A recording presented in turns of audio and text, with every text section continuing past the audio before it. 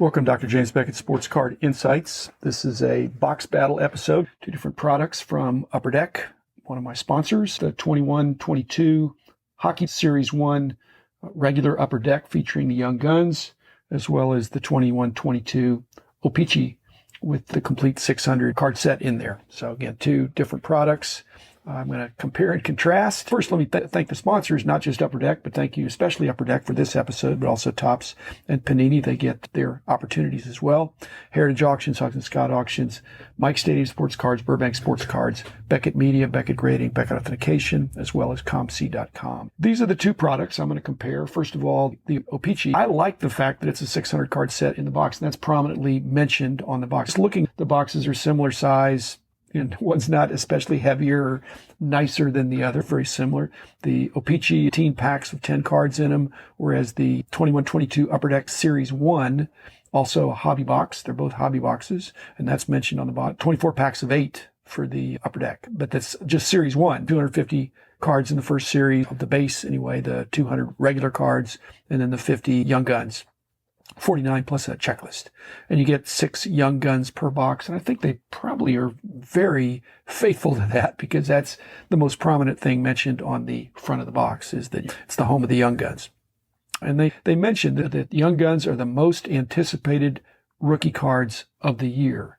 And they mean hockey, but I think it's probably true. And I think that's a good thing. And it's the reason why Young Guns generally sell pretty well, because they are picking off these rookies. They are part of the set. They're shorter printed than the first 200. So you got complete set people that want to get them all. And then you've got some player collectors. So there's some extra demand for Young Guns, and the investability quotient is pretty good. Let's see. As far as the O-Pee-Chee, I've always heard about kids learning to read and learning math from cards if they're 7 or 8 or 9 or 10. I think that happened when I was a kid. Think of how wonderful it'd be if you could learn a second language by reading the backs of cards. You've got the English and then you've got the French right under it in the O-Pee-Chee.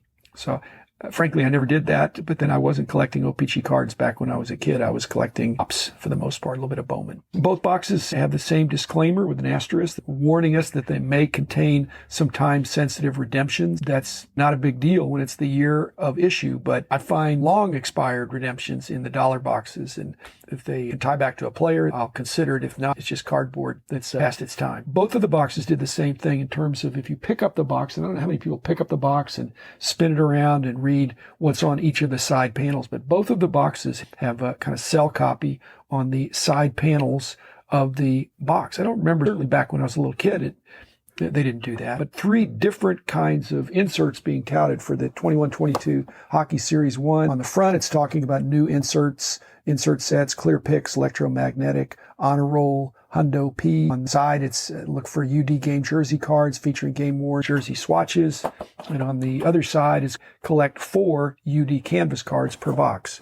And then there's nothing on the back of the box other than a barcode. Both of the boxes, because it's Upper Deck, maybe a lot of them do this, but they have holographic sticker that has a unique number. So I guess they could track the boxes. And the O-Pee-Chee, same thing. On the front panel, if you pick it up, it's hobby exclusive. Collect the 9-card top rookie puzzle bounty set to earn up to 3 achievement cards featuring a top 21 draft selection. So that may be something, again, by positioning there, they're saying that's their primary sell copy. On the side, it's collect 4 hobby exclusive O-Pee-Chee playing cards per box. I opened my box, did see those. I like those. And then look for the O-Pee-Chee Premier Tall Boys cards on the side panel. And on the back of both card boxes have the pack odds on the back of the box. I wish it was in a lot bigger print. It maybe is slightly bigger print than the packs, but still small print. But anyway, so the boxes, you can't tell from one box to the next, other than they're different products, that you're going to get better stuff in one or the other. I do think that there's more in the Upper Deck Series 1, and I think collectors have come to expect. Okay, so I opened up the box and took out the packs, and I thought I'm just going to look at any difference in the packs.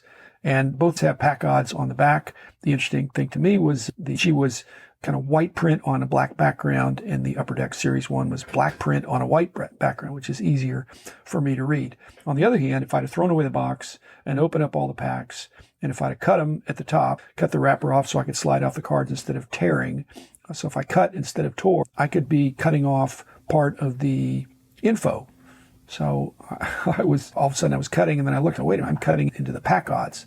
And again, I picked that up from the back of the box, but it just showed there's different ways to open the boxes. When I open packs, when I used to rip them with some of the foil packs like this, I actually get damaged some corners at one time. So I try to cut them off, push them to one end, cut off the overage, and then slide it out. On the back of each box, and I think this is probably on the pack, they have the fine print of packs may contain cards from previously released Upper Deck products. And I'm thinking, well, wouldn't that be cool? Again, as a longtime collector, repacks, at least done by reputable and by the card companies, if they're putting some of their old stuff back in, absolutely no problem for me. They both also staying with the wrappers and the pack odds.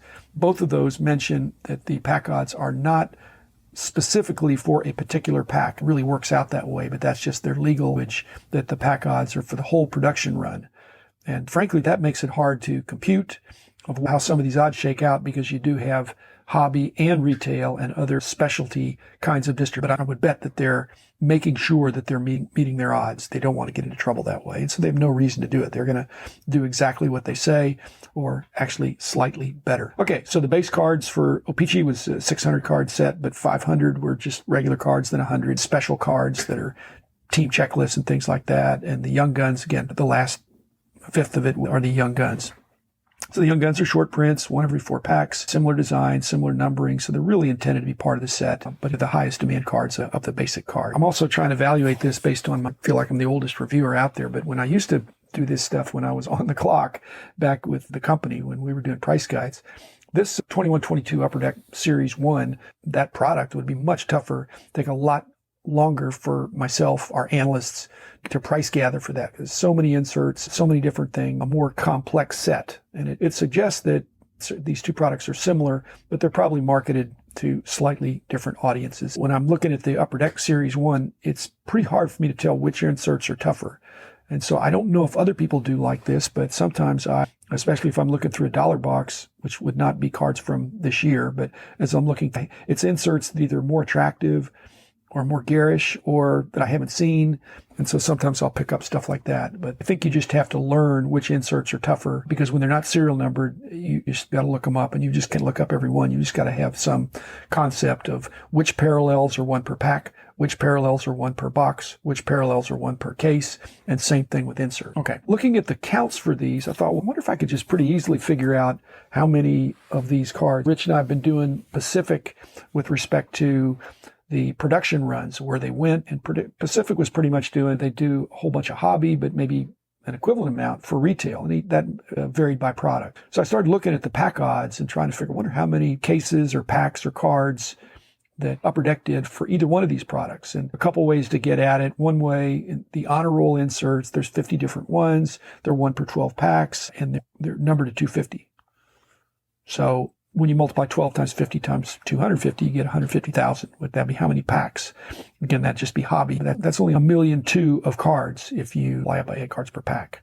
Again, that's just hobby, so I'm sure it's more than that. And then another way to look at it is the Day with the Cup flashback SPs. There's 6 of them, and they're 1 per almost 13,000 packs.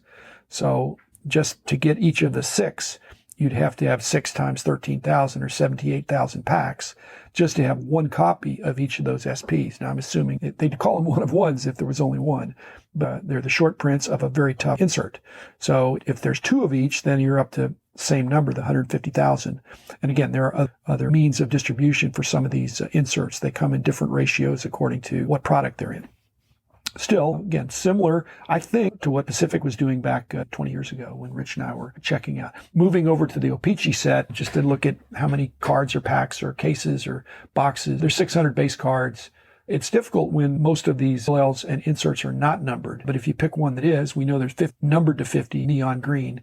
And they're approximately 1 per 9 packs. I got 2 in the box that I got. I think when you read the pack odds on the wrappers, I think you can back into the fact that they're 1 per 9 packs, along with some other things. But 600 times 50 times 9 is 270. So that'd be how many packs, again, hobby those neon green ones are. So that'd be 2.7 million cards going to hobby. Again, very similar to some of the production runs of the Pacific. And it makes me think that why would it be different from Pacific when Pacific really was a collector's brand? It wasn't really an investor's brand. And so Upper Deck has higher end products that are directed.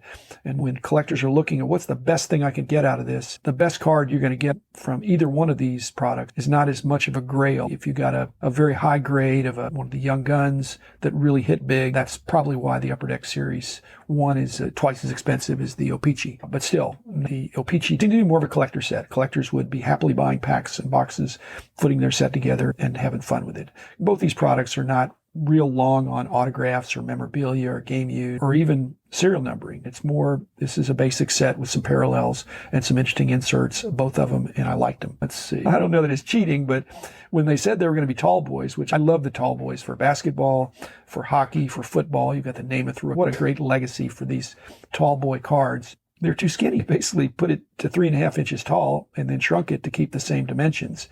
So they're maybe 2 by 3.5 or something like that. Again, it's not cheating, but that actually conforms to COMC's rules. COMC has been penalizing by increasing the submission price for oversized cards.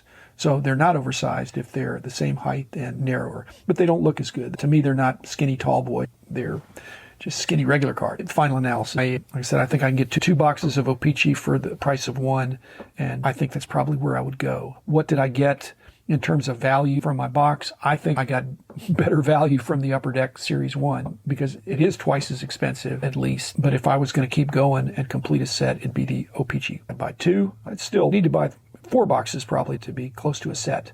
But I think I'd have fun with it. I'd have fun with both of them. So thanks everybody. Thanks Upper Deck especially. Enjoy collecting in packs and getting stuff coming off the line is a lot of fun. I guess the Upper Deck Series 1 would be more conducive to breaking because of the following for young guns. But the O-Pee-Chee, I think, is a good collector's set. I'm glad they've kept on that legacy. So thanks, everybody.